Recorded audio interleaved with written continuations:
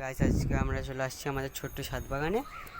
আজকে আমরা বলবো যে গাছেদের জন্য, গাছেদের বৃদ্ধির জন্য যে ফার্টিলাইজারটা দেওয়া দরকার সেটা কি ফার্টিলাইজার।